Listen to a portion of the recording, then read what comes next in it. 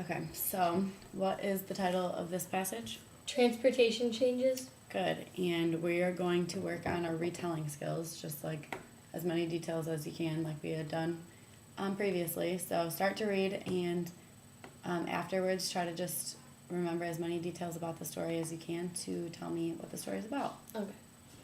The history of transportation is very long and full of changes and inventions. It starts with walking, which is not any invention. It just takes energy. People used to walk to get to other places. If you wanted to get somewhere quickly, the only way to do that was to run. Actually, the first invention for transportation probably was the shoe. Centuries ago, there were no shoes. People walked barefoot. Then people invented ways to transport themselves and materials from one place to another.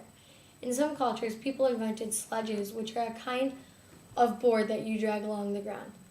You can tie things on the sledge to help carry them, but it's a challenging invention since if you hit a rock with the sledge as you pull it, the contents can slip off.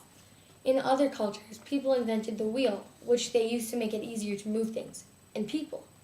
That was the beginning of many innovations in transportation. Once people had wheels, they could invent other ways to travel.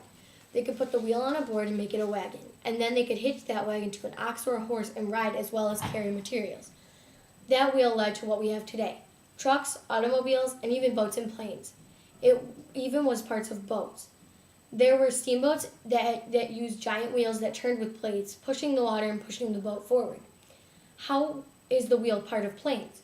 An airplane has to take off and land, so unless it is a plane that lands on water, it needs to have wheels so it can start building speed as it takes off. Then, when it lands, it needs wheels to help it land safely. Even the space shuttle, a spaceship, needs to land safely. Astronaut pilots the shuttle when it lands on a runway. Some planes have skids, which are like sleds. Those planes use those skids to land on water, but most planes require those wheels. The first planes were gliders, and they just sailed on the wind, but they had wheels too. Then came the airplane with an engine, followed many years later by the jet plane. Today we have spaceships, and people predict that someday we will have cars that travel without a driver, that are driven by robots. They all started with that glider. There is another kind of transportation that started a different way. Water travel has changed a lot, and it has not needed wheels. The first way people could travel on water was swimming. Probably the first person to make a boat really just used a log. It is probable that they could see if the log floated, and then they could put things on it and push them along. Soon people would be carving wood to make boats. They would make them from animal skin too. People figured out how to make sailboats so the wind would push the boat with the water.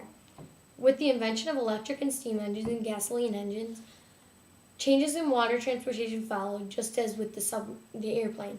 The parallel to the spaceship is the submarine. Today, submersibles enable scientists to explore the ocean floor. Good. Do you remember enough details about it to tell me the story? Yes.